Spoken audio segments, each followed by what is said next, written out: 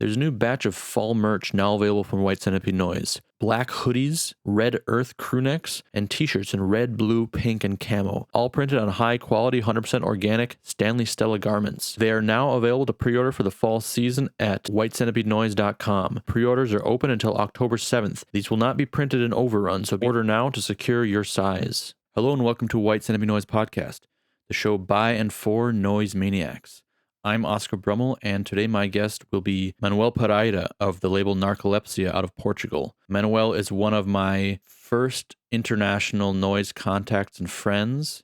We've been in touch consistently throughout the last 15 years, had a chance to meet a couple times. It was really great to catch up with him and really hear his thoughts about what he does and why. If you like this show and you love noise, please consider supporting it at patreon.com/whitecentipedenoise. There are a lot of benefits of doing this. You're not only supporting the show, but you also get access to all sorts of bonus content, discounts, thank you gifts. If you join at the Maniac Circle level, you get access to the White Centipede Noise Discord server. Thanks to John Ingram, Tony Stovic, Dries Bernhardt, DF, and all the others who wish to remain anonymous for being heavy sponsors of White Centipede Noise Podcast. Now on to Manuel. All right. Hello, Manuel. Welcome to White Centipede Noise Podcast. Thank you for meeting me this morning. So you run the label Narcolepsia out of Portugal. Before we get started, can you tell me a little bit about what Narcolepsia is as a label and its origins?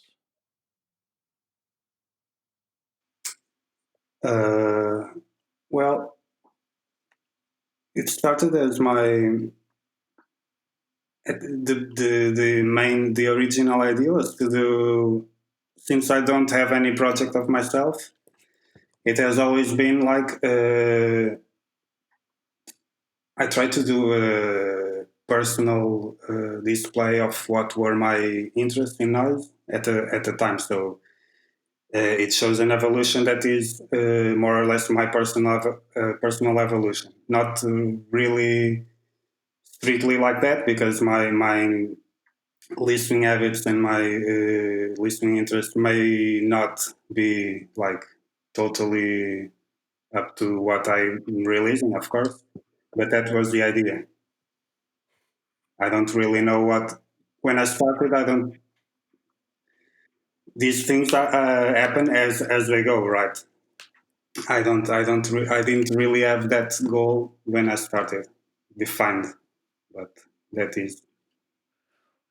What was your motivation to start a label in the first place? Because you weren't a musician, and you I think were really one of my first noise contacts. I don't remember exactly how we got in touch, but you and I think kind of, at least I don't know if you entered the scene at the same time as me, but I felt like we were kind of both getting involved around the same time, and we connected really early. But what were your motivations to start a label at that time? Because you're not you don't do noise yourself, so what was it that made you say, okay, I want to release music? I think we got in contact with through the Arsenal Wall board. Yeah, it was I think it was a really cool place. Lots of great people there that I'm still in touch many years after. Yeah. Even if our interest in the thing itself may have vanished a bit, or I still like good Arsenal as well, but that's not the main here. What was the motivation? I had already been involved in not in noise, but in black metal. I was involved mainly as a listener and active listener, let's say, like really spending lots of hours looking for more obscure stuff, trading stuff, buying stuff, and that was natural for me to get involved in some way in this newish thing that I was discovering, and I would not feel fully realized only as a passive consumer, let's say. That doesn't exist, I think, in this. Doesn't exist. In something like this, it's very hard to be just a passive consumer. You feel the urge to get involved in any way. It's true.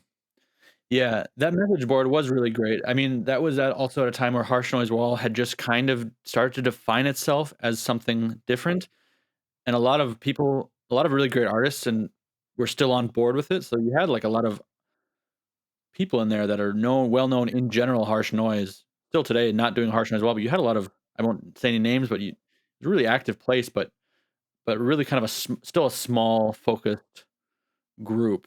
You didn't have as much spamming and like random junk as you had on like the other noise boards. Yeah.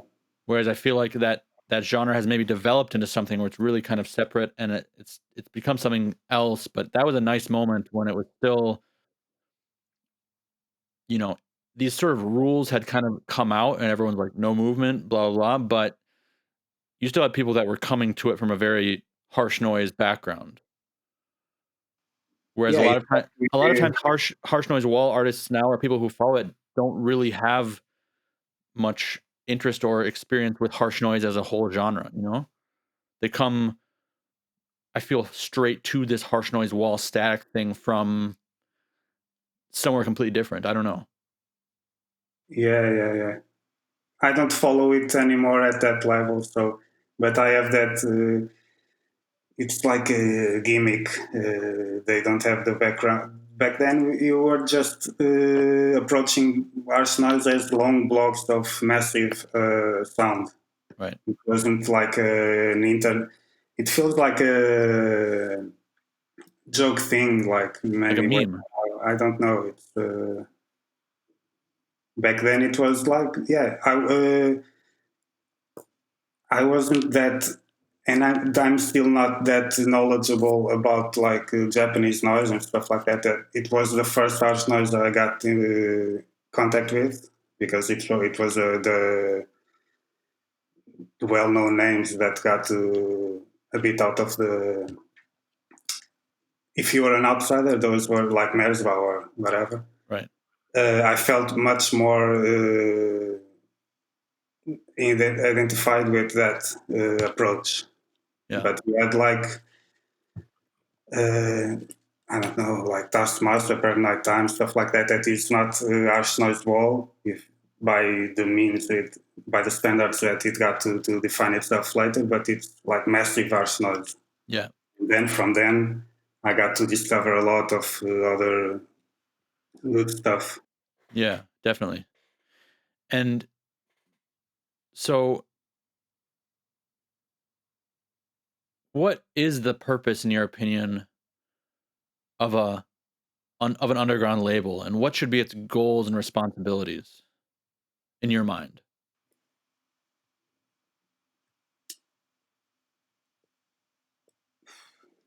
I think you have to create an identity.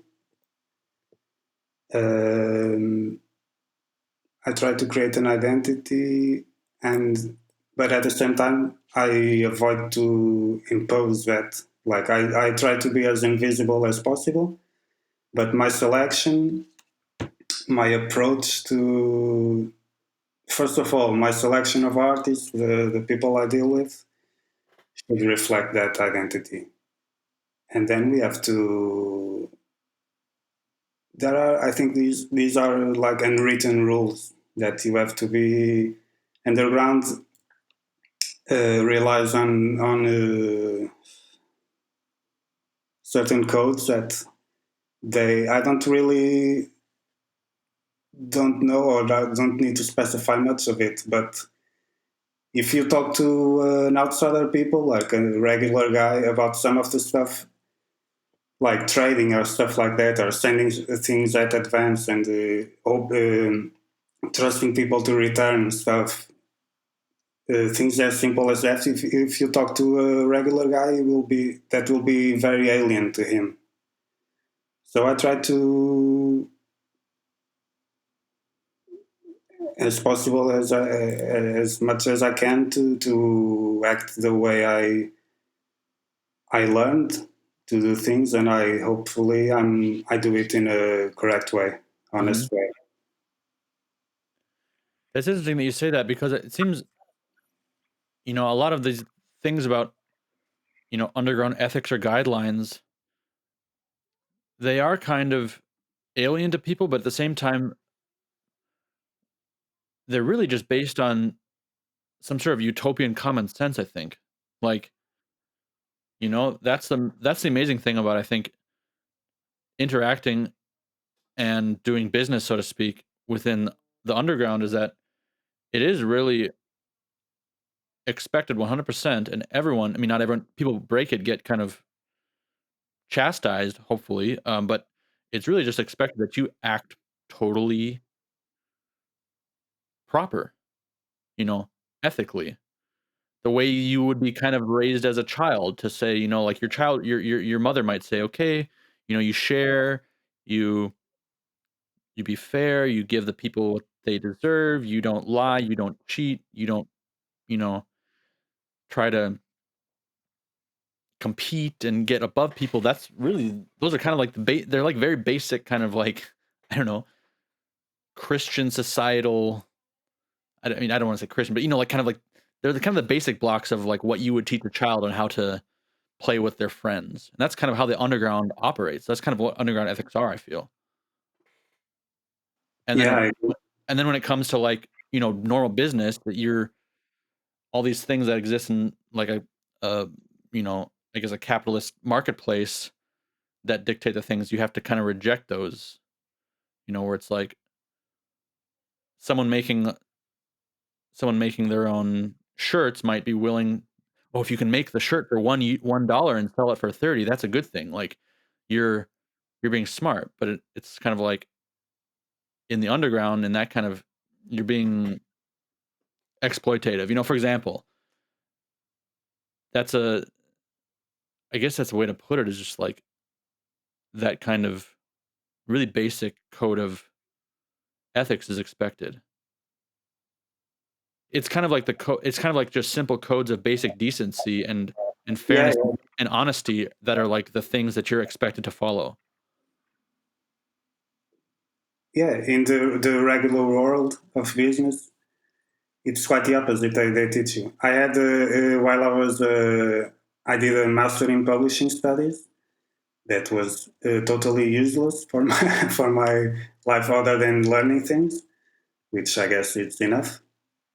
Uh, and I had a couple of classes at the business department. It was really uh,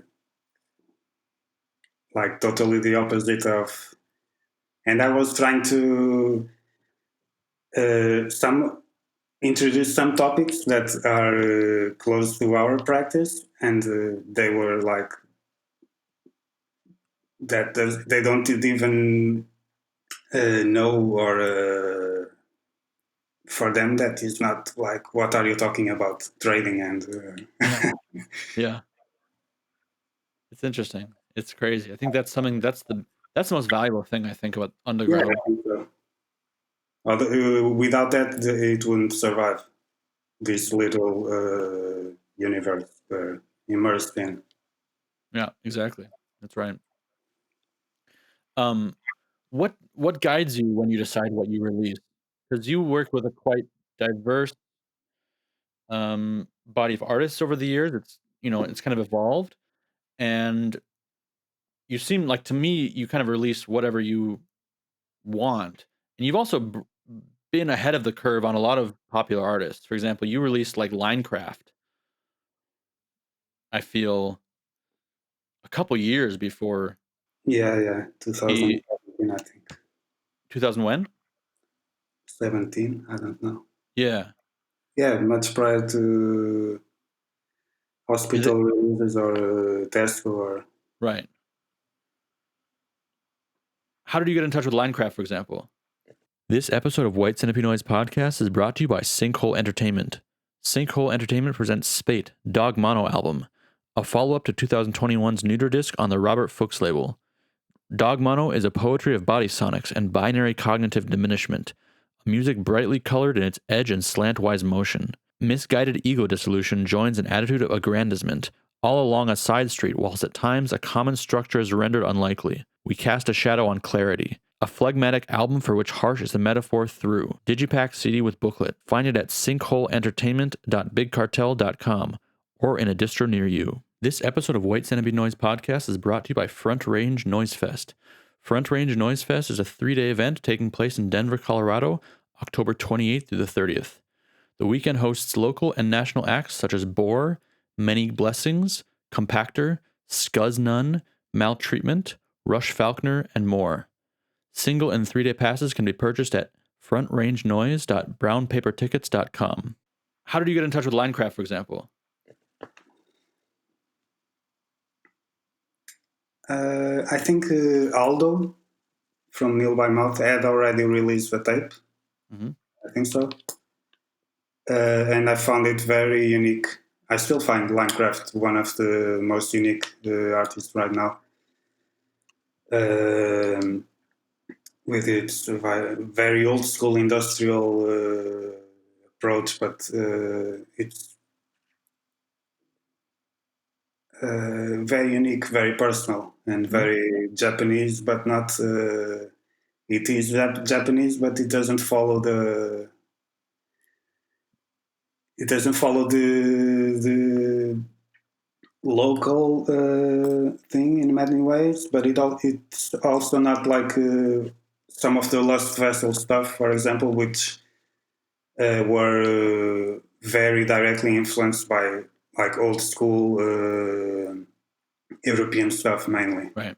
Even if some of the releases are really good, Minecraft it's a thing of its own. I think. I think it was through getting that first tape on Nil by Mouth and finding it very special. Yeah.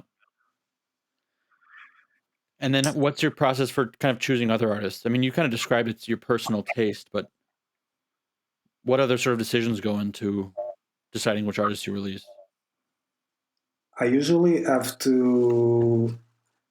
Usually because there are very few examples of people who approach me.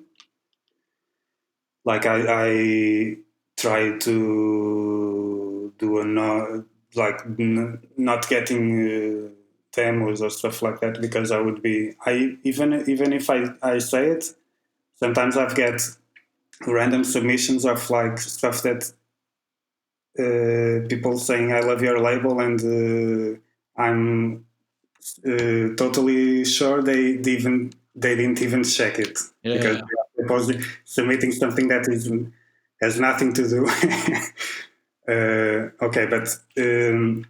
I had a couple of out of the blue submissions that were really okay. Like, this is really good, and a relationship developed from them. Right. But usually I have to be trading with that guy or following it actively in some way, and it comes naturally because I'm already interested in what he's doing, I find if I find it it's the right timing to do it. Also, I try to get a bit of, if someone is releasing a lot of stuff in other labels that are good labels as well, I try maybe a bit later, I try to combine that. Like, I'm not finding any gems below a stone. Like, I follow what happens. Some of the artists I release are more well known. Others are things that are really not exposed, and I believe I have. Okay, we're talking about what one of the main things of a label is. Many years after, I think I have already a power to, even if it's in a small scale, to I'm releasing this guy, and I will at least getting him to a few distros around the world. So I will make sure he will be listened. So that is very rewarding for me, especially for those guys who are only like self-releasing stuff in very limited quantities, or don't have the exposure I believe they deserve. Yeah. Why is that rewarding for you? What do you feel from that ability to share or kind of promote someone's work when you probably don't profit from it much. I mean, you might make a few bucks off the tapes, but you're not really profiting from it grossly. Where does the satisfaction come from? I think that's one of the main, if not the main, goals of the label. It's to release people's work that I believe is very valuable, and use the platforms I built throughout the years to expose it to new ears. And I think that's why I'm doing this in the first place. Your aesthetics and label approach are kind of a combination I see between, in my mind, of kind of like classic approach, but still with a very unique personal touch. There's no label that looks like yours. You do work with a lot of collage, kind of old school aesthetic, and but still a very personal approach. And you've been using color from the early days, and your tapes are unmistakably Narcolepsia. Do you think there's value in the status quo or kind of traditions that exist in industrial noise? Or do you wish more labels followed a more unique path? Well, I like to. I'm a very visual guy, first of all. So I studied film studies. I don't know if you. Okay, that's. We can talk about that a bit later. Mm-hmm. I'm a very visual guy, and record covers and artworks have always been very interesting to me. It's probably the interest in sound and visuals has been happening at the same time. I do like to research a lot of old artworks, and I believe we should respect tradition in that sense. Otherwise, we will come. Many people start doing. Many people know, but some guys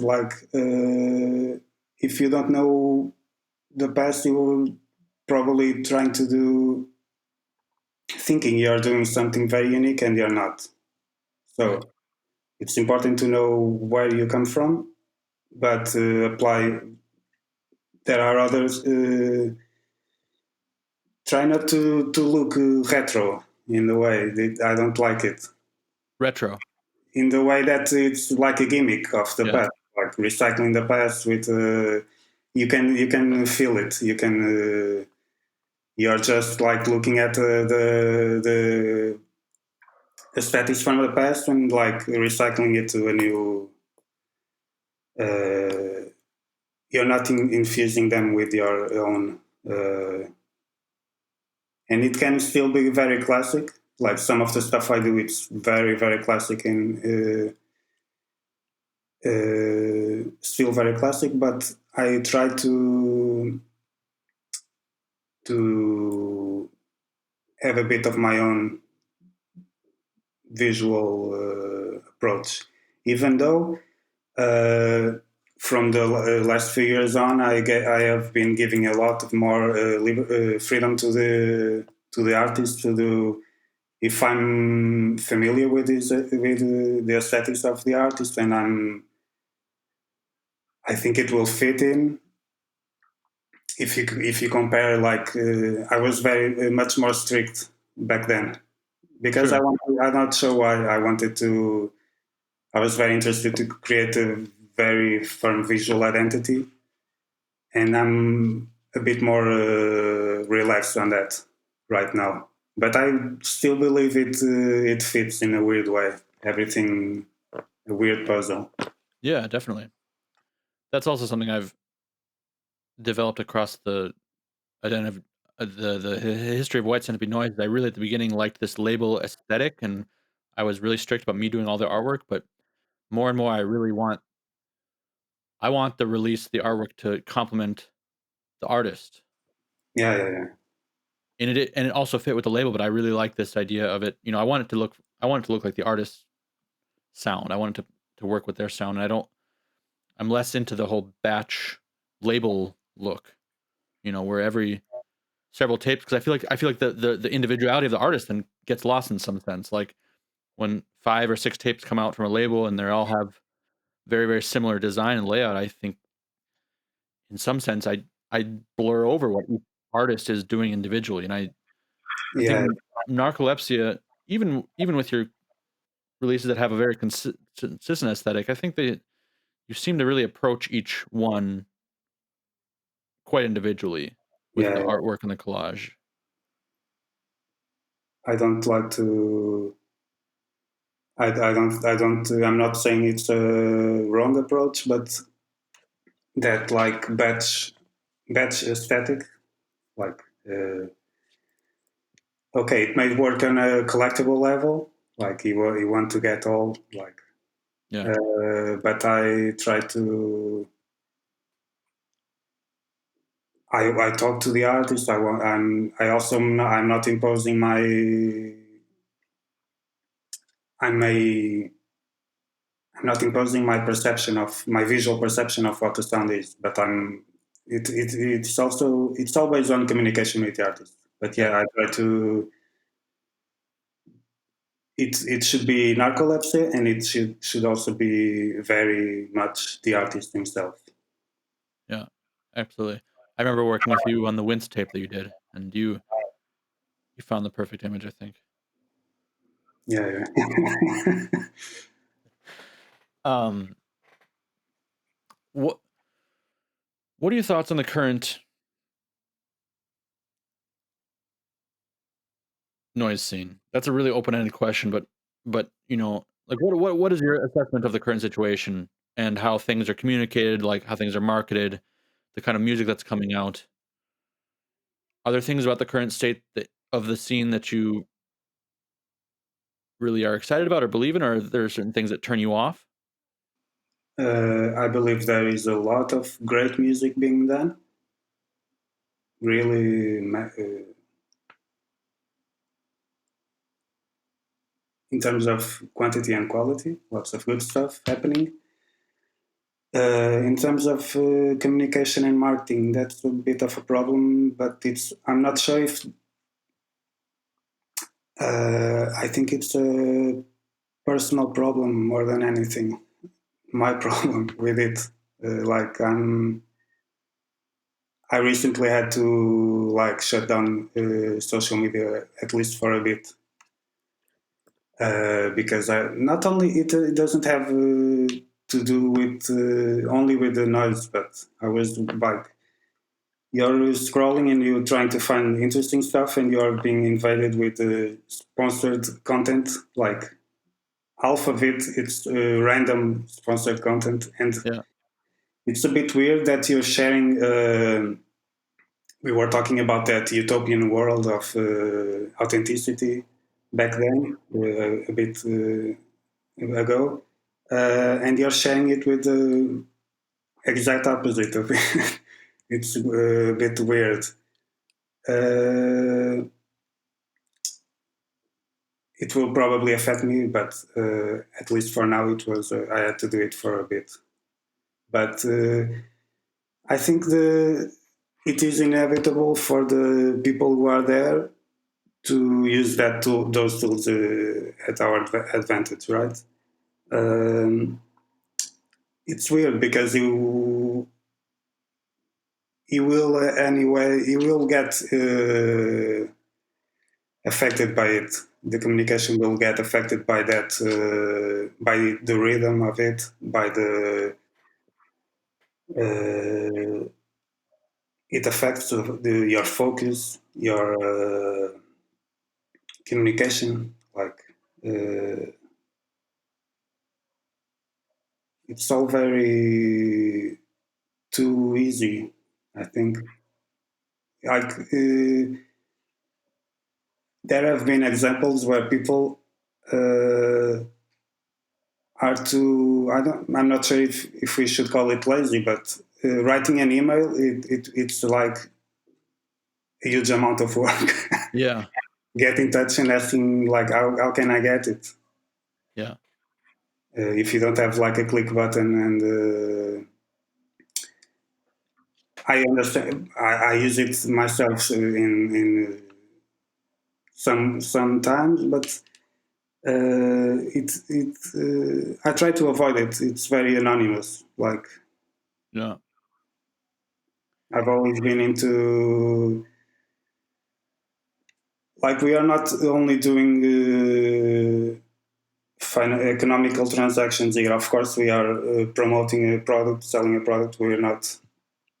That's the main thing we are doing, because the music is contained in the object that we have to trade for money or for other objects. Yeah. But it shouldn't end there. It shouldn't end in a click. We should talk about it. That should be the starting point for something else. Not every time, but whenever it's possible, we should do it, I think.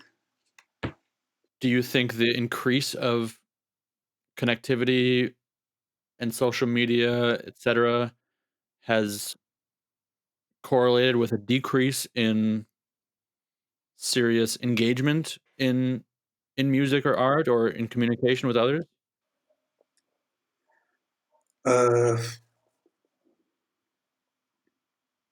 Probably, yeah. I think the illusion of being connected to everyone leads to not really being connected with anyone at all, I think. Like I don't know how to explain it better. Uh, it's like an illusion.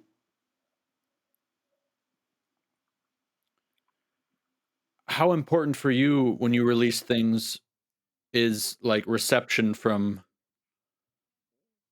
people and sales?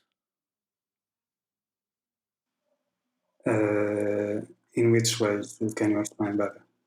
Well, like how important when you release something, how important it is to get feedback from, say, fans Yeah, or sales. I mean, how big a role does that play in your satisfaction in the label?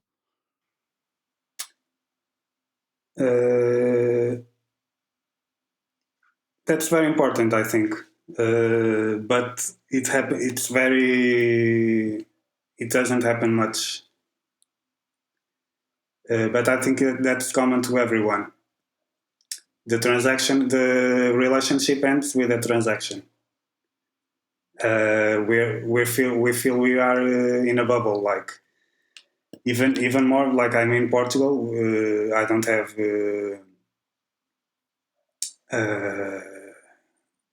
I'm not in a place where there are regular gigs or other labels or that I can share and see what they are doing. How is the local climate?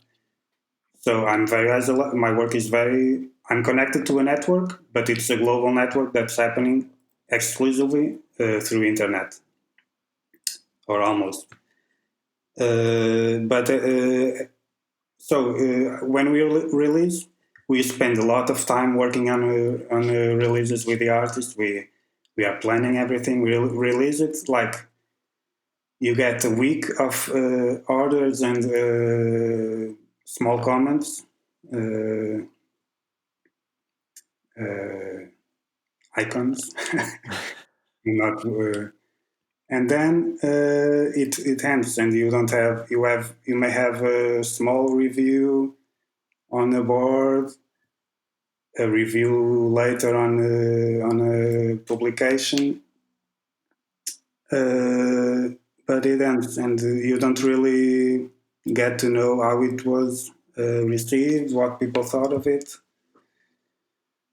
I missed that a bit, but I think I'm not sure how that can be solved, and I think that probably happens to everyone doing this, or at different levels, but you probably feel the same. Yeah. I think it's a very common feeling. And it is a fact that it is like that. And it's also you know, relative to expectations. And yeah, I noticed that myself. I mean, I think it's partially literally happening, like relating to logistics and how many people are buying or commenting or whatever. It's also partially related to psychological aspect, because I'm like, you know, you put something out there that you really believe in, you worked a lot on, and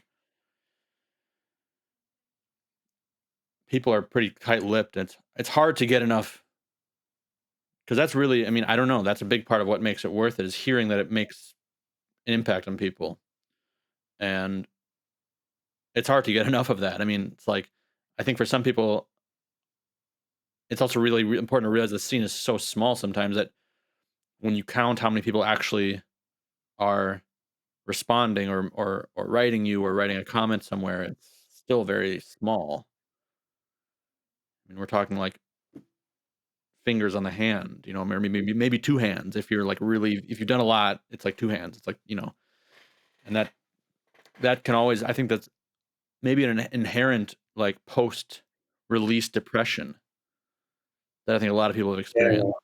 Yeah. You know, like it's like post coitus depression, or you know, post tour depression. People speak about that too. You know, it's never really the feedback that you wish it was. I don't know. I'm not saying that's like the dominant effect, but there's oftentimes that kind of lingering taste. What keeps you going? Because you've been releasing stuff pretty consistently. I mean, I have to commend you, because there's been a long period of, you've been involved in noise pretty heavily for like 15 years, and even in those phases that, you know, I've kind of talked about where noise really wasn't cool. We're lucky right now. Noise is cool. You know, noise is cool again, and people are buying harsh noise again, and people are promoting it and blah blah blah. But there have been periods where people were not into it, and you were still releasing stuff and carrying on in that period. I mean, maybe a little slower, like everyone, but what keeps you going through all that? I'll go on as long as I have passion for the sounds and interest in listening to it and promoting it, releasing it.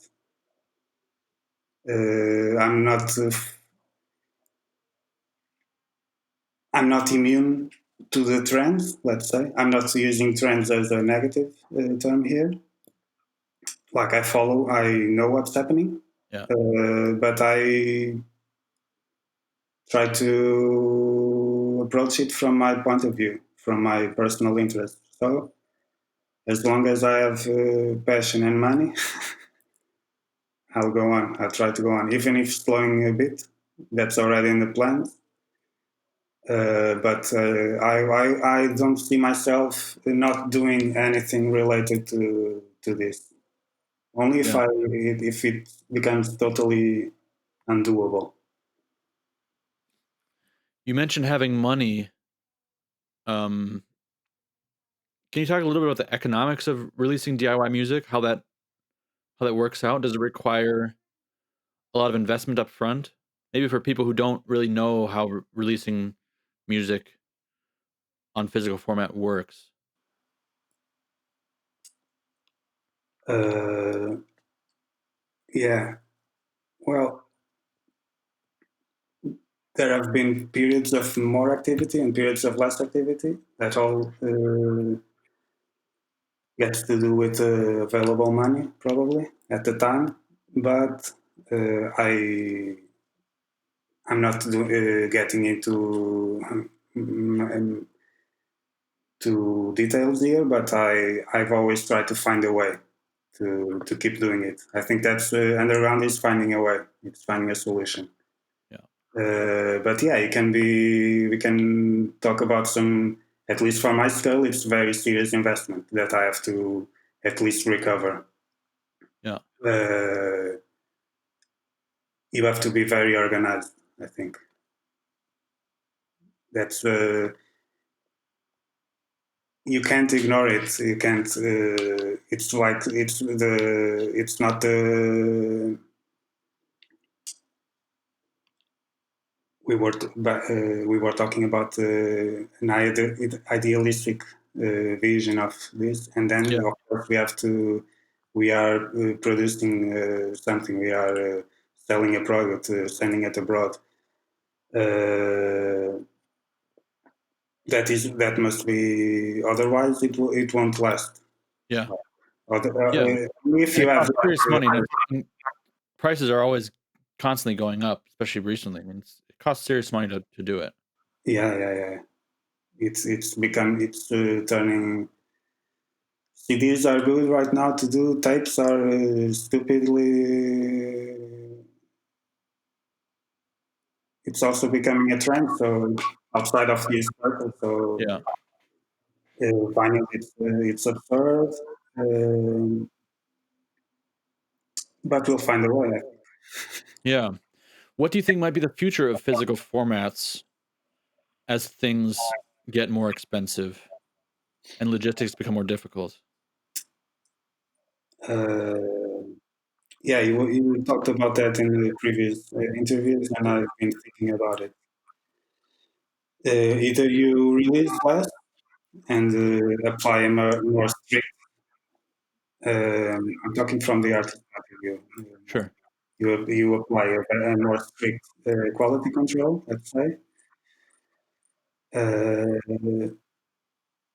or you find alternatives like recycling material or something like that. Because I do like proper albums, but with noise I also like very much to follow a certain artist. Not everything must be a proper album. Not everything. I really like imperfections in noise. Like that's something I probably wouldn't find uh, that much in in black metal, for example. You had rehearsal tapes, which would kind of fill in the voids between albums. And in noise, you don't you at least while it's still doable financially, you can have a long term career, so to speak, without releasing proper albums. Yeah. And I really like that. I like to not everything has to be a proper album, but if the price is increasing that much, I don't know. Either you focus on, in a way, it could benefit everyone could benefit from more quality control. Sometimes it's okay, but I wouldn't like that to be forced Yeah. because of the external financial conditions or limitations. Uh, Should tapes be much more expensive than they are retail? For example? much more expensive if they should be. Yeah. They we I've been increasing them a bit according to what costs to produce them. So, but it gets to a point like if I'm browsing uh, I was checking some. I'm not. It doesn't matter what I was saying, but if you're seeing tapes being sold outside of this context, you see them being sold already for like 12 euros, 15 euros. I'm not sure Yeah. if that's doable.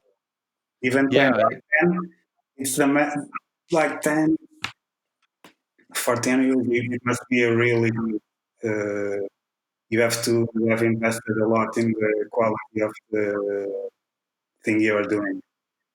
Like, Yeah. It is too bad because yeah, in reality, the cost of a tape is much more. If you were to price it like you price a CD or something like that, or it should be like yeah, like 12.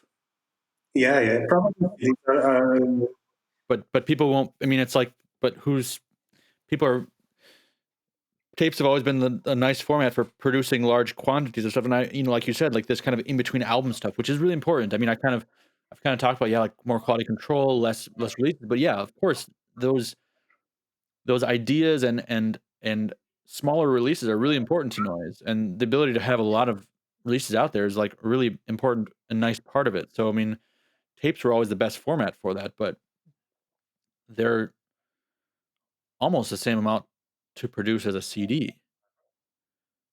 But you still have to price it differently, even though there's a ton more work that goes into it. That's the funny thing is you can order from a plant and get the CD shipped to your house, shrink wrapped. All you have to do is put it in an envelope and send it out, and you can sell it for more and make there's more profit margin there. Whereas a tape, you kind of have to keep it at a certain price point, but unless you're getting it pro dubbed, and you're also getting it shrink wrapped to you, you're dubbing it, cutting it, folding it.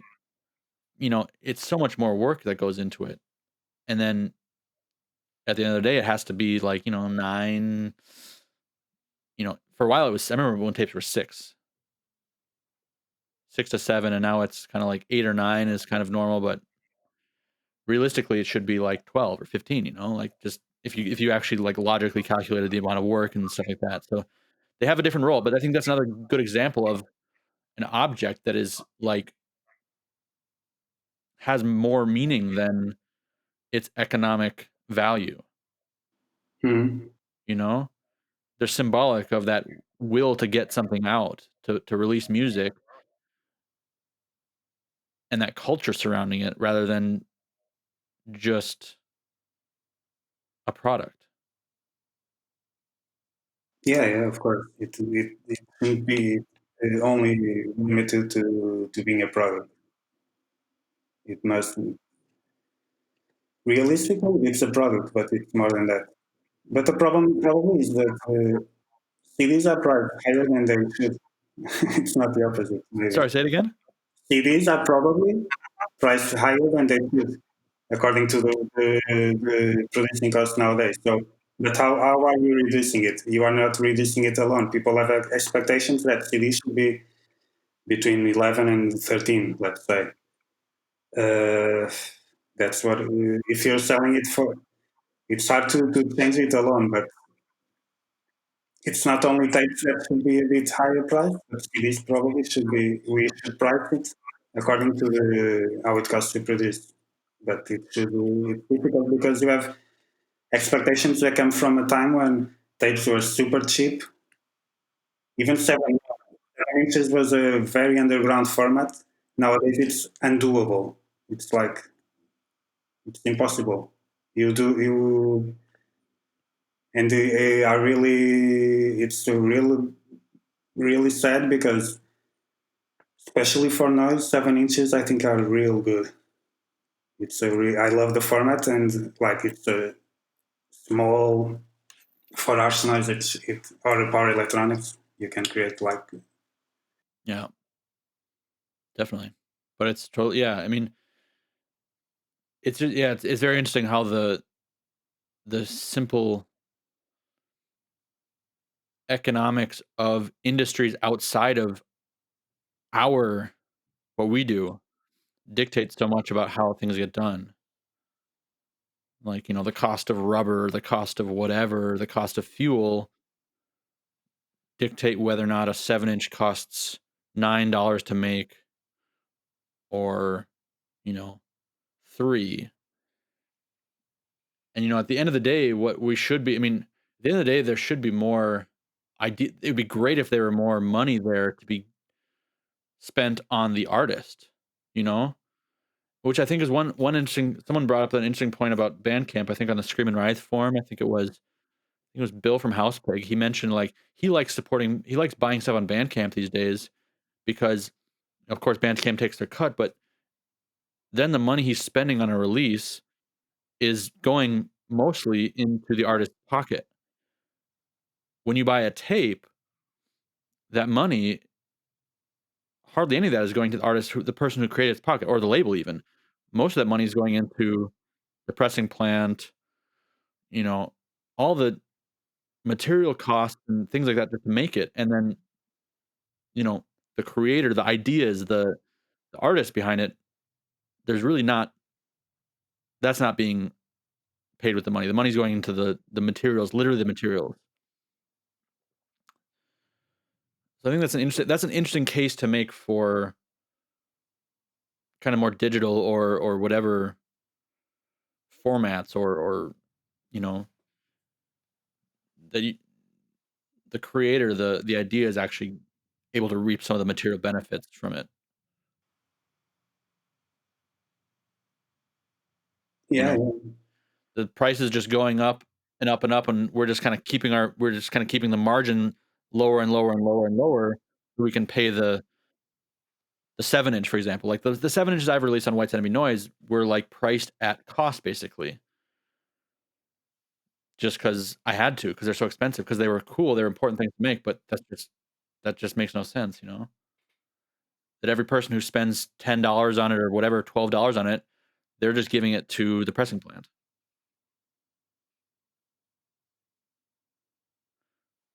I don't know. I don't have answers. No, I don't know. I don't either. I mean, I don't have answers, but the whole. I think it is when you really break it down like that. It is important to, I think, remember that it's really about the promotion of the music, and even if a label tries to make some money and is able to make some money, that's good, but it's not. It can't be ever in the focus, because you can't do it. Yeah. You've also done a lot of split label releases. Yeah, a few. Yeah. Not a lot, a few. What makes you decide to do those?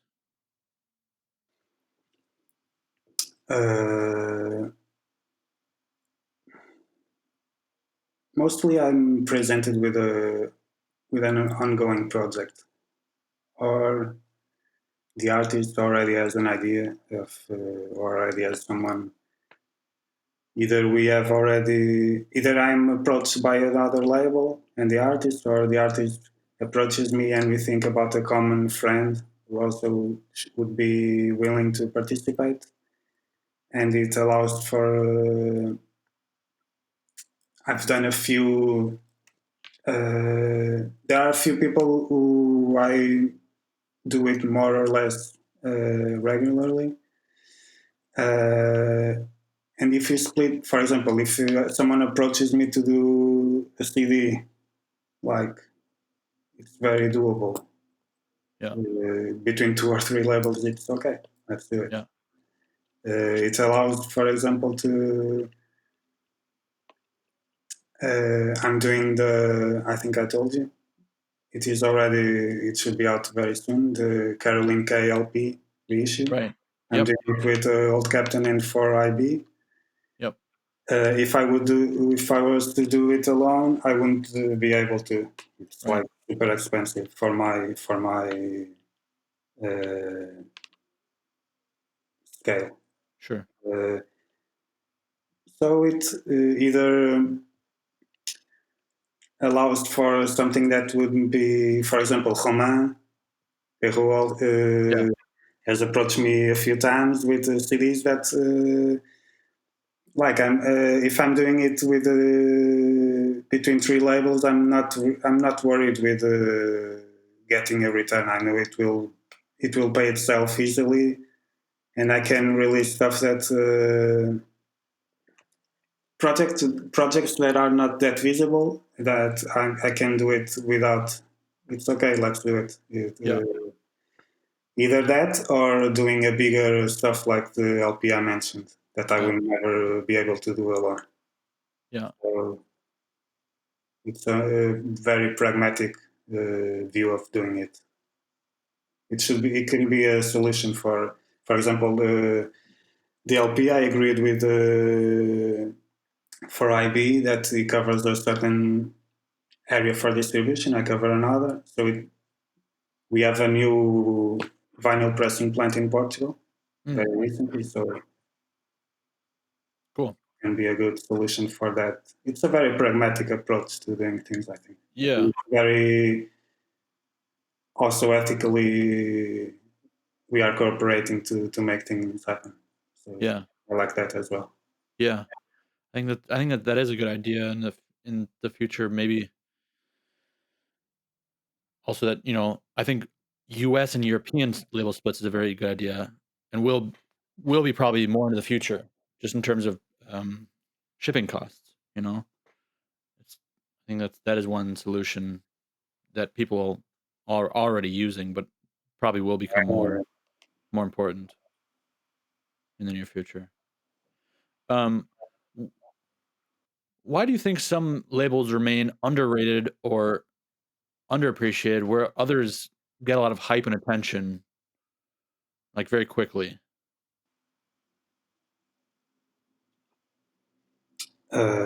There are some dynamics that I think you don't control. Others, it has to do probably with the way you promote yourself, the small network you're inserted in, the willing to do that kind of promotion. But mostly, I think that those are the topics. You have to nowadays. You have to play with the tools you have available. If you know how to do it, probably it will be easier to get that immediate recognition. If you're not doing it, it will be difficult. It also has to do with, but I think it also has a lot to do with external things I don't know. You mentioned, though, not willing to be doing it. What's there that one might not want to do or be willing to do that others might be willing to do? Uh,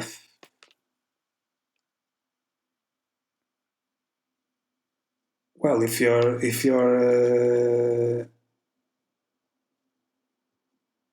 social media, for example, if you're willing to use it, I don't even know how to use it in a very effective way, even if I was still there. Imagine that all the promotion goes to every label. The trend with promoting labels was like funny TikTok videos. It could happen. Yeah. If you were willing to do it, you would probably get access to the young people avid of getting a laugh with TikTok videos. If you are not doing it, you are excluding yourself from it right away. That's an extreme example, but if you're willing to use some of the platforms available and know how to use it, it will be easier to get that like instant visibility. Also, it has to do with it. It's not only that, but you will probably have to affect what you are releasing. If you're following the trends, it can be your main motivation can be a bit shadier than this idealistic thing we are talking about. You can follow the trends and see what's popular, and okay, let's make some money with this. I'm not saying it's only that. Everyone follows what's going on, but you can.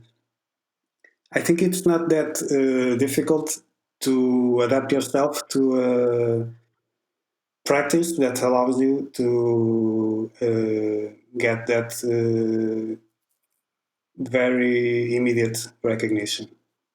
I think so, but Do you that is think feasible. do you think saying no to certain things, or I'm forgetting the English word for this, but, like, restraining yourself or denying certain things is important in the underground as a label? Yeah, yeah. Refusing certain things? to do them? Of course. If they are, I'm not talking from my perspective, of course. If they go against the main principles of why I'm doing it, what I believe this network is about, I should be doing it. Even if it, like,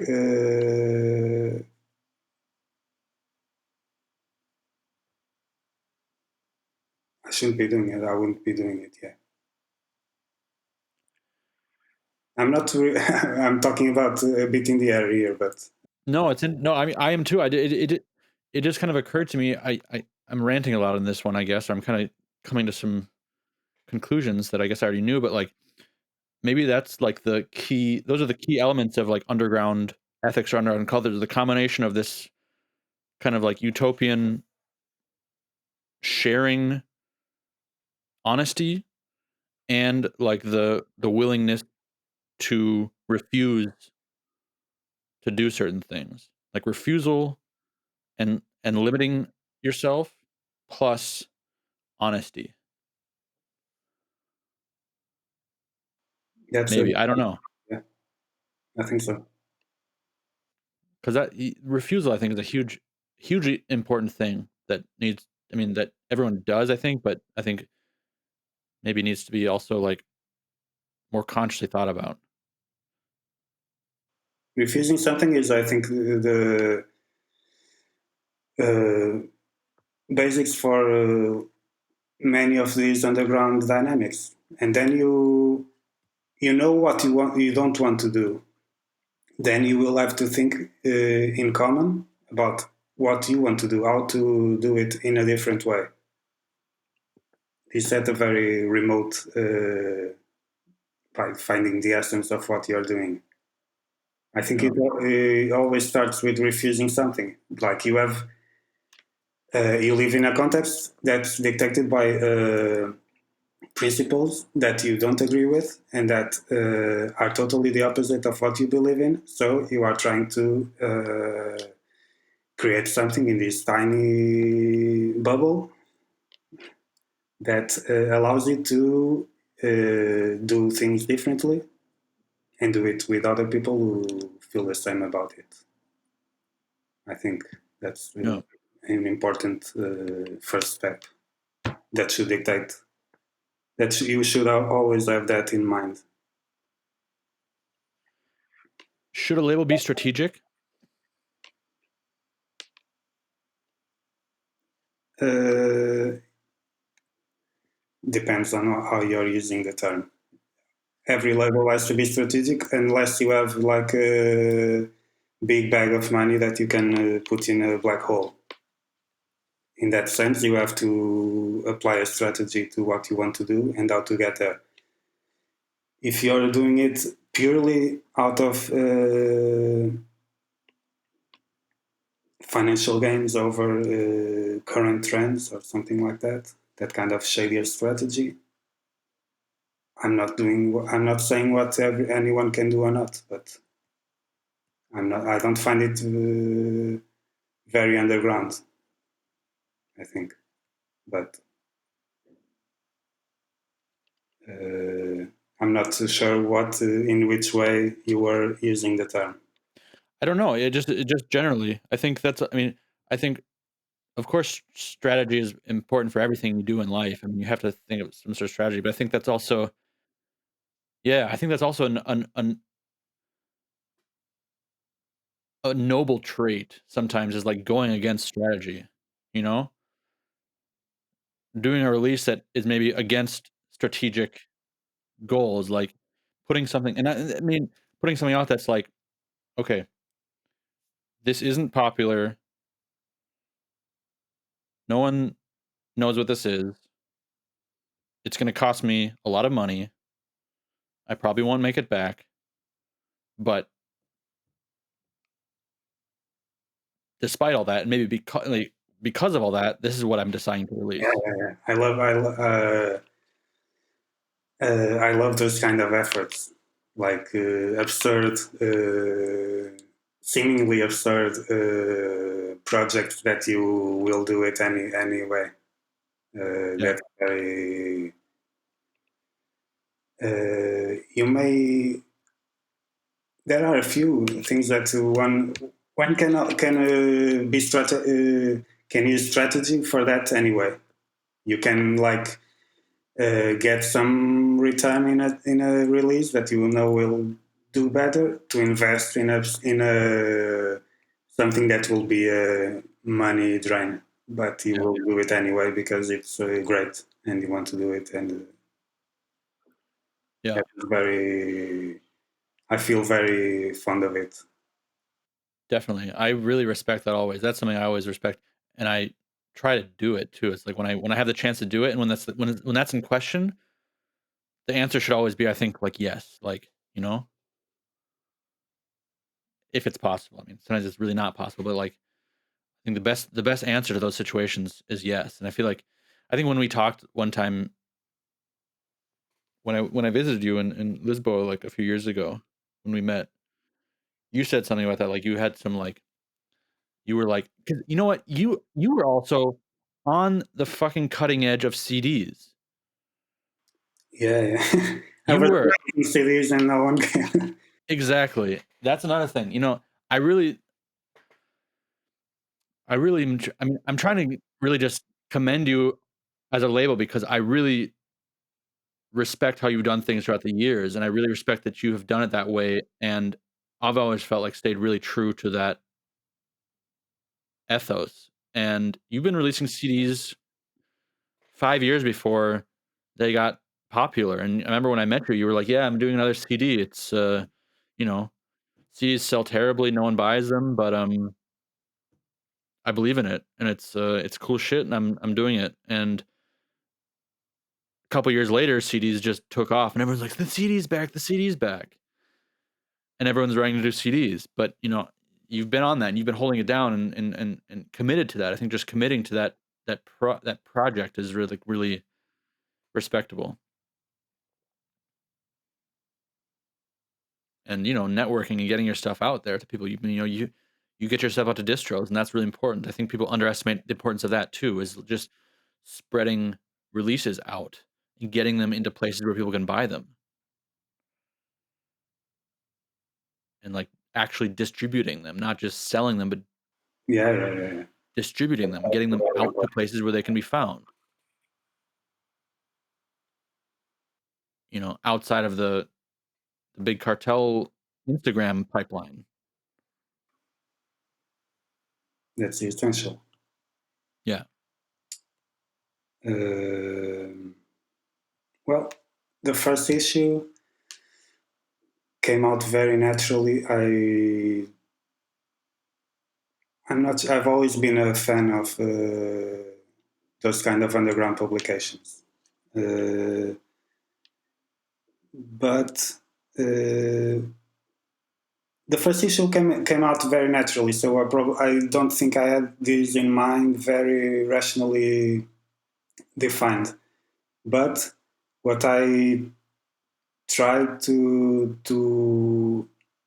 achieve with Trouble Sleep is blending like a more thoughtful approach, let's say, because I think it has to do with my background in a way, but keeping it very like avoiding like the plague, the like dry, boring approach of the bigger experimental magazines. Mm-hmm. You have to keep it very passionate, keep it done by someone who is actively involved, not a tourist, but give it more thought. I try to. I've always enjoyed, like, I still get lots of early metal magazines that I really like. They are really passionate, but sometimes I like to get, I would like to get a bit deeper as a reader. So I try to combine those two. And the artists I covered back in the first issue were people who I was already dealing with. And then it evolved, and it got to it already was like that on the first, and then it evolved. I kept that same format, which was no reviews because I'm terrible at writing them, and there are people who do it much better. And then mostly it's like harsh noise or power electronics or industrial artists I'm dealing with in a way. Then you have I interviewed a couple of labels, a couple of zine makers, and always an artist that is not directly linked to noise, but has to do with, let's say, noise culture. I had Surizaki Kiyotaka, I had Mike Diana, I had... You had Mike Diana? Yeah. I had Yuka Sikala. Yep. That's also very important, like the noise culture thing, like at least for me. Yeah. But yeah, the first issue came out very spontaneously. I don't know. I don't really know. For me, it was I haven't given it much thought. Like I'm doing a label and I'm doing a zine. It came out like 1 year of doing a zine. I think starting the label. Yeah, right. I remember. I've always been a fan of the reading and writing about reading even more than starting that discussion, that reflection of not only listening but reflect about what you're listening. I think Troubled Sleep is such a good zine, and not read enough, and I think not spoken about enough, but I think has some of the most thoughtful interview questions, but still with really gutter artists. But I mean, when I started the podcast, I don't know if I'd do a good job with it, but I still go to your magazine to try to help me with formulation of questions where what are important things to ask about, because I've always thought without even trying too hard, you just ask really poignant questions, and that's what's missing. I think that's what I think I love to hear more about in noise, hearing people talk about actually the ideas behind what they're trying to do, or really kind of go in depth about what's going on. And yeah, so I think that's such a good magazine. Um, I I, I want to ask you something though, that you kind of as a tangent. Um, you mentioned you like having artists that kind of relate to noise culture. What is noise culture to you? How would you define that? Noise culture, I'm using that term. It's not very, may not be that correct, but when I got attracted into noise in a broader, I'm not speaking about harsh noise, like the noise thing. And that is very visible in the visuals I do. I've always been interested in like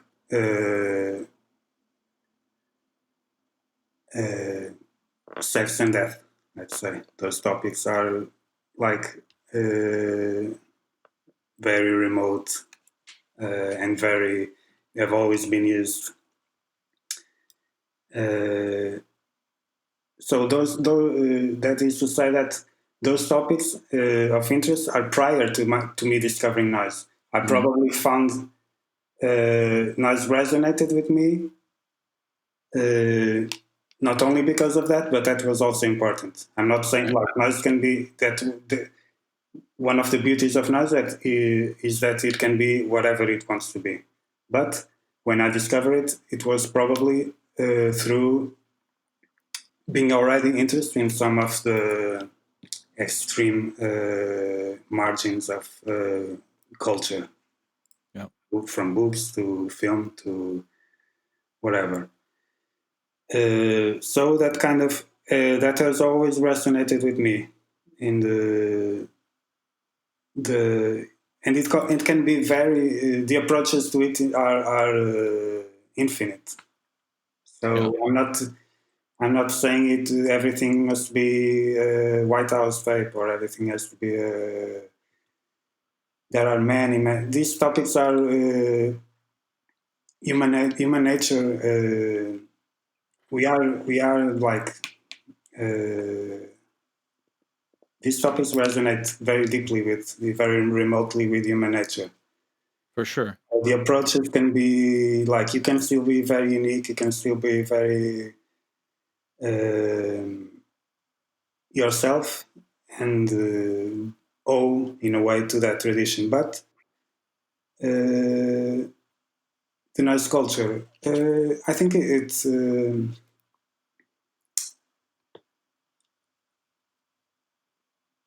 difficult to think of it nowadays because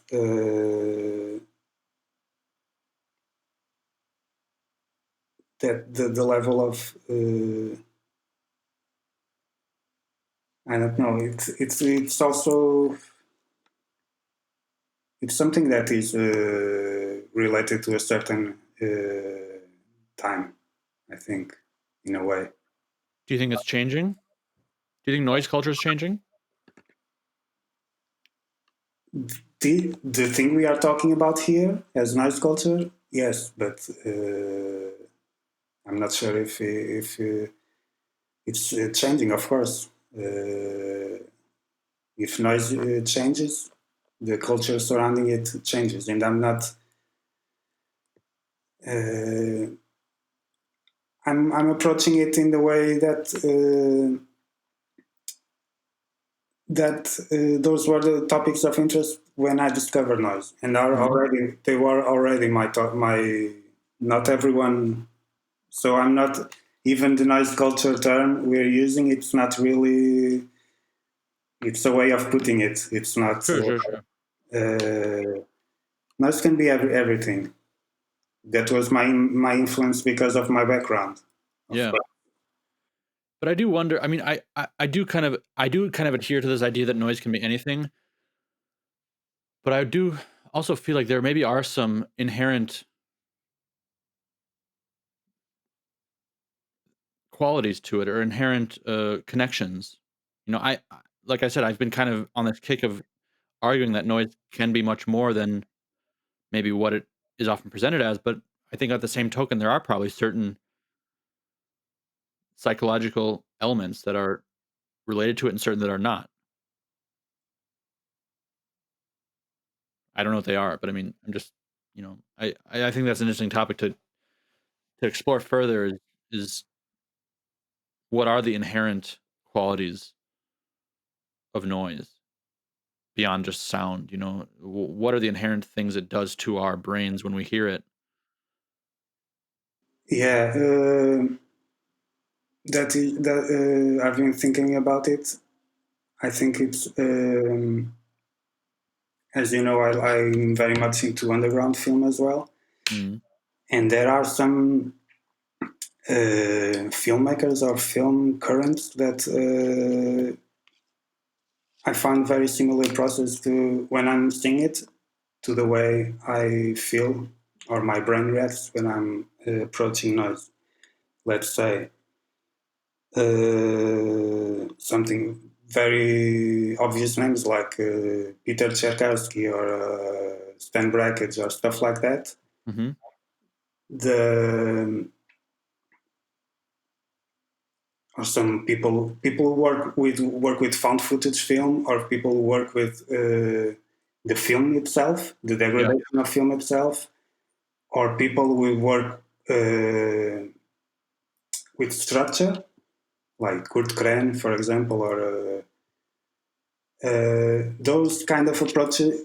Though me being very much interested in film, in that kind of film, was probably a bigger influence in my relation to noise than any music. And I look at it, noise has the same qualities for me, like finding structures that are not obvious, that you wouldn't see anyway, degrading a sound or an image to the point of you will not recognize it anymore. You'll find something in itself or anything at all. Found footage, rearranging pre-existing material and creates a new narrative or a new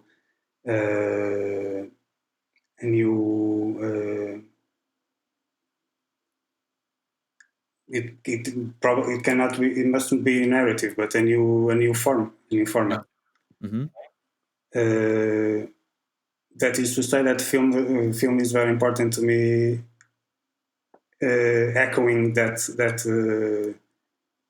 the way I feel about the way my brain reacts about Yeah.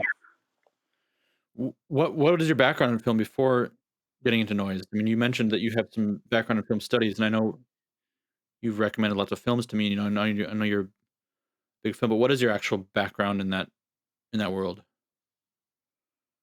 My background in what? In the film world, are you just a fan, someone who's taken on? Have you studied it? I studied. I have a degree in film studies. Mm-hmm. Another useless degree, but. So my degree is in film studies. It's not doing film. It's like Mm-hmm. I've written about film. I still do in local specialized, very tiny publications. Mm-hmm. I've done while I was in Coimbra. I've done a lot of programming,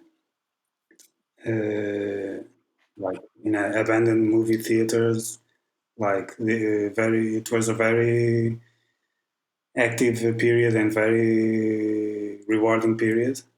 But so my background is I do have a degree in it, but my interest comes back from before that, and it still goes on. Like I don't go, I don't go to music gigs, but I go every week. I go to Cinematheque, for example. Like my main Nice. interest is probably I don't go to gigs because I don't find anything of interest. But Yeah. like the film has always been there, the interest in underground film. Do you think there is potential for more combination of cinema and noise?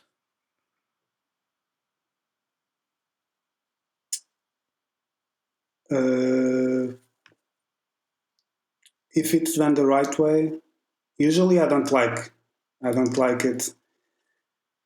Usually I don't like when sometimes they do early film and they do a new soundtrack live in Mm-hmm. Cinematheque. I don't like that. I really I like when it's not used as simply a soundtrack or a layer of because music can it's very easy for music to orient to like for Yeah. music you're feeling that you're thinking that, Right. but it can be done for example I've been that is a masterwork from Fuck TV, the Fuck TV DVD. Yeah. Like that is what I something in that vein. It blends itself like the the topics, the topic. Yeah. It's for me that's noise culture, like riots, violence, cults, Yeah. the whole 90s stuff, and it blends perfectly with visual and sound. It has the confusion of noise and the confusion of the visuals with that like bleak. It's I would recommend anyone to get it and to watch it. That is my if it's something like that, yeah, please. Why do you think that isn't explored more?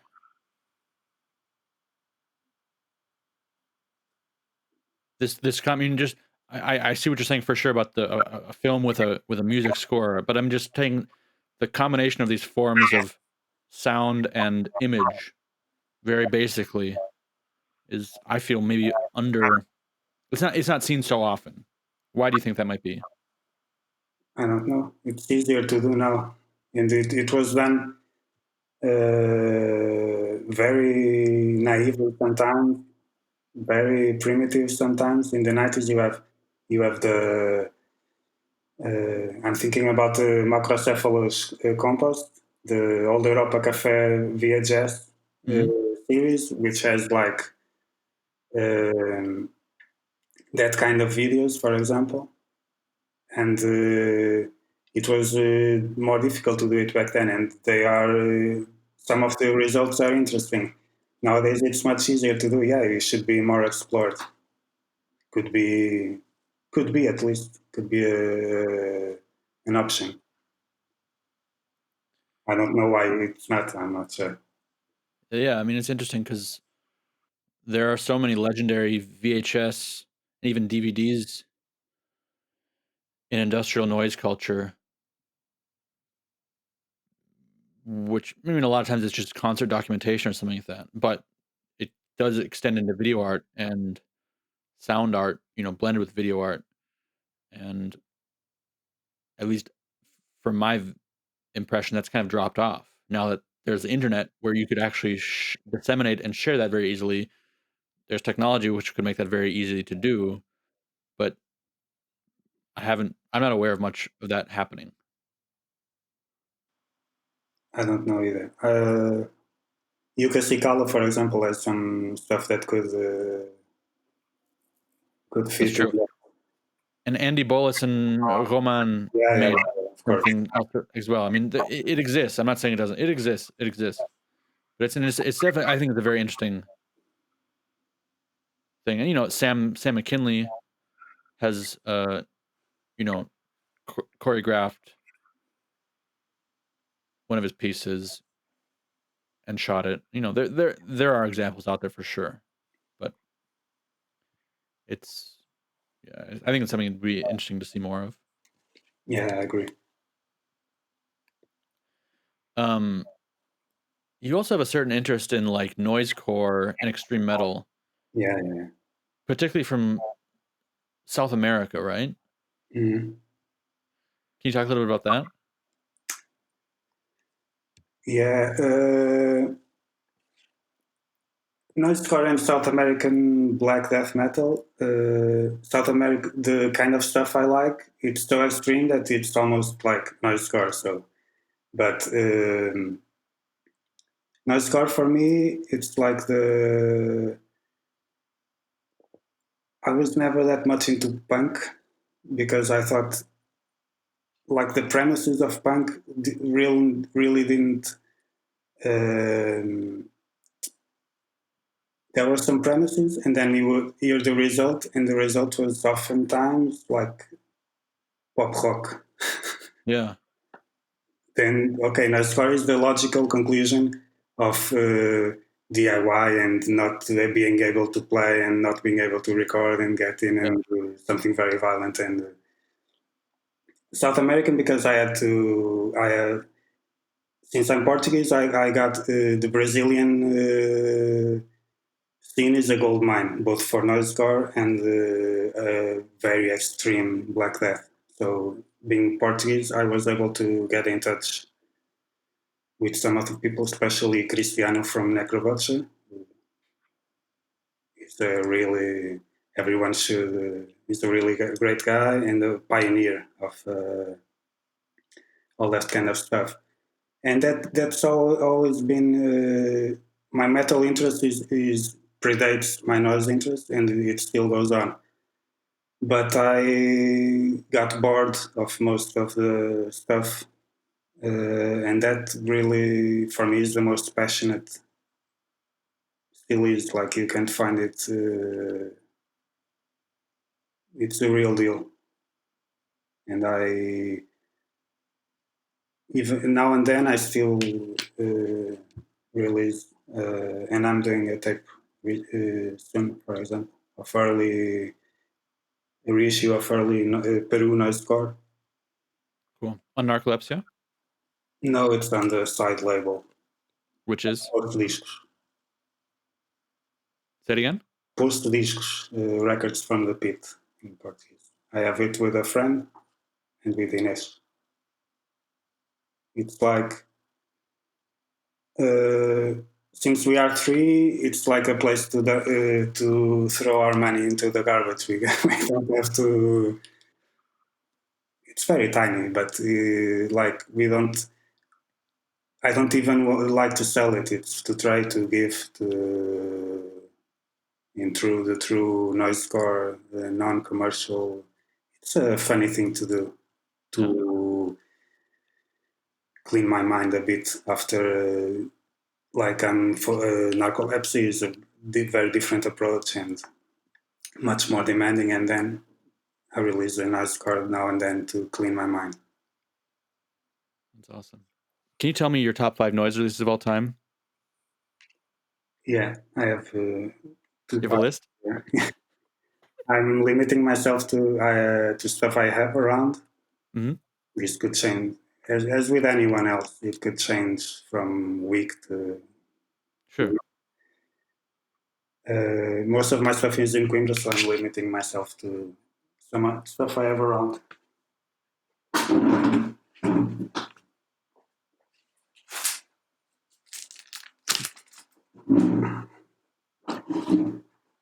So we were talking about noise score. I will have to include one. Great. Atrofia cerebral, matança extrema. Noise score from Peru, which got recently reissued on Fuck Off and Die Records on LP. Cool. My favorite noise score, probably my favorite noise score of all time. Cool. It's like ongoing, extreme, no fun. This is a record I like very much. If you Vagina Dentata, whatever. If you like the record itself, the sound itself, if you exclude it from the context, it's but you have to approach it with like the whole packaging, the whole legendary thing surrounding it, and it can be like it's very disturbing record. I really like it.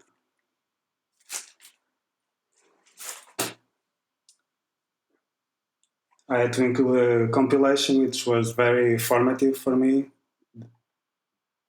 Oh. Fuck Money, Fuck Life. Yep.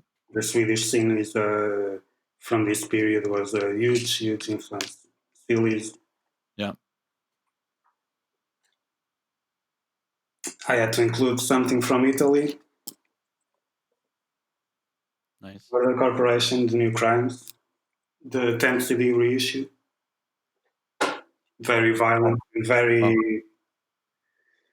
It's the full. There is a CD with a tiny bits of it. This is the whole thing, and it has that kind of unfinished, full of mistakes, full of. I really like that approach. Yeah. And Murder Corporation is like a legendary. I like lots of Italian stuff, but Murder Corporation has always been very enigmatic for me. And I've been listening to this a lot. I'm not well versed in Merzbow at all or Japanese noise, but I'm listening to a lot too. Oh yeah, yeah. It's this is my kind of. I'm not that much into 90s style. It's very good, but it's not my. This is like the loop thing. That's earlier, right? That's like early 90s or late 80s, wasn't it? This is, I think it's from the 80s, the collection from the 80s. Yeah. Yeah. Nice. Okay. 5 top. That was 5 of all time. That's great. What about 5 releases of the past year? Not sure if it's from the past year, but recent stuff. The old tape on that band, Oshu is like, I worship. It's the best. That's super good. That's so good. And it's even if I enjoy the previous stuff as much as anything else. I think it's a bit more going to the roots of it more. But everything love does, like I worship. Have you heard the new one that's coming out as a 12-inch soon? I know about it. Yeah, I must get it, of course. Also very good. Atif Natar. This is. Oh yeah, yeah. I'm not sure if it got a wider circulation. I think I got it as a kind of in a trade with Remy. Yeah, yeah. I'm showing it because I really like this private. It is an essential part of noise as well, like private stuff and stuff you're doing especially for someone. Like with this is the real deal.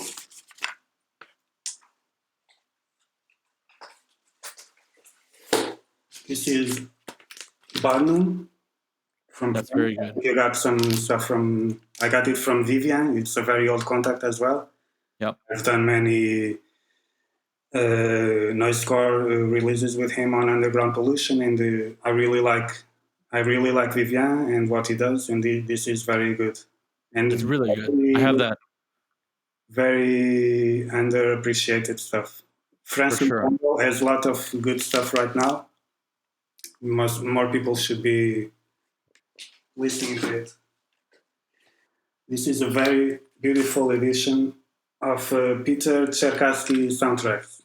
It's a double LP and 7-inch with a booklet. And wow, since we're talking about film and how it influences me, wow.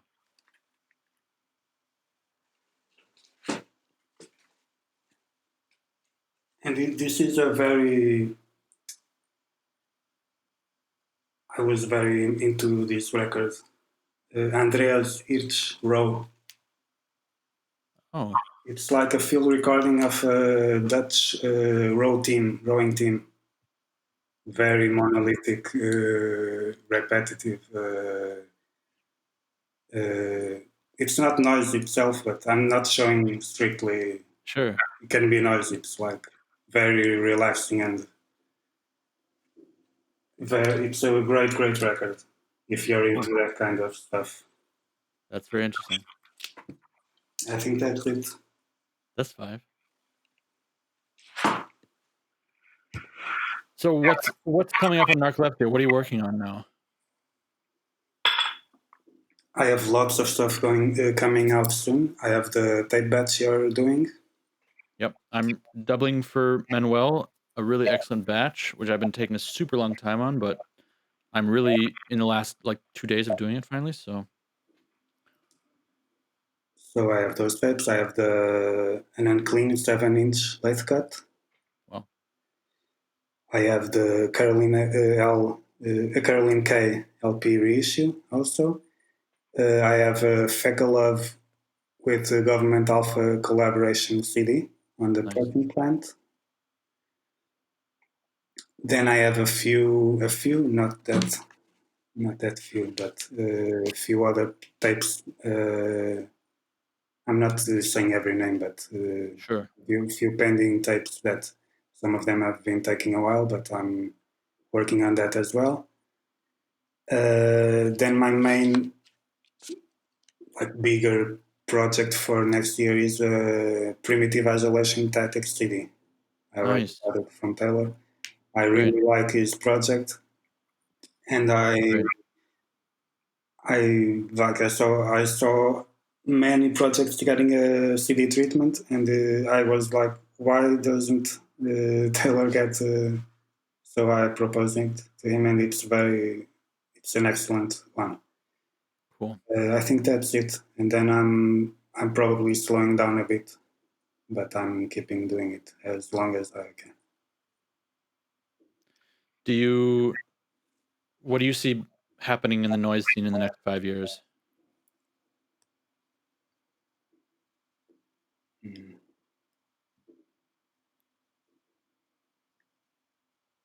I'm not sure I can predict it. I think it will.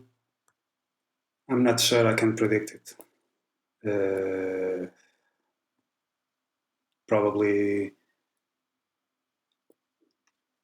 with an increase in production cost, something will happen. So either doing less and trying to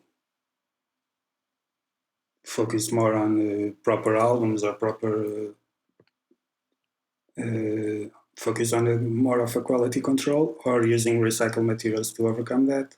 In terms of the relationships and the networks, I don't know, because I'm not sure if there will be another platform coming or whatever. So shipping cost is also a problem, but there can be solutions in like sharing regional distribution and stuff like that. I'm not really sure. Do you think the state of the world and the events of the world has a direct influence on the kind of noise or art that's produced? Do you think the state of the world or world events have a significant influence on the type of noise that is produced, or the art generally that comes out of this time? Not sure. I don't think so. It affects more of in a more practical way, in terms of I think these dynamics will be conditioned by external factors in terms of manufacturing and distribution. But I'm not sure it will affect that much the content itself. I'm not sure. I don't think so. You're probably right. Or at least you wouldn't be able to see it, at least in noise. It would be pretty invisible, Yeah. like an invisible shift, I think. Might see it in pop music or something. I don't know. Okay, Manuel. Well, thank you for talking with me Thank you and for inviting me. telling me more about Narcolepsia. And love your label. Keep it up. Thank you. Support Narcolepsia. It'll be at White Centipede Noise always, and get it from the man himself. You require an email, right? You don't have really an ordering site, right? No, I have a WordPress, very simple with what's Yeah. available, but write me. Yeah. I prefer to get in touch. Yeah. Even if you don't want to order, get in touch to whatever you want. Yeah. Okay, cool. All right, well, I appreciate it, and take care, and talk later. Thank you. Bye. Thank you for tuning into White Centipede Noise. That was Manuel Pereira of Narcolepsia. If you're listening to this and not yet supporting, head over to patreon.com/White Centipede Noise. If you want to start at just €3 a month, you get invited to the monthly White Centipede Noise video party, which is a mix of Patreon supporters and previous guests on the podcast and White Centipede Noise alumni. For €5 a month, you get access to WCN TV content, which is bonus episodes. I do follow-up episodes with certain guests, and I'll be doing more. That's WCN TV content, Noise on the Run, album reviews, and much more to come. If you support at €10 a month, that's called the Maniac Circle. You get access to the WCN Discord server, access to premium WCN TV content, and this month, to mark the 1-year anniversary of the podcast, which is coming up very soon, I'm giving away an exclusive t-shirt to all Maniac Circle supporters. If you wish to take it to the next level and really show strong support, you can become a heavy sponsor. If you sign up for 1 year support as a heavy sponsor, you get an exclusive White Centipede Noise Maniac Circle bomber jacket. These gifts are being offered until October 7th, so be sure to sign up by then to receive them. They're being printed to order, will not be overprinted, so be sure to act now if you want to receive those gifts.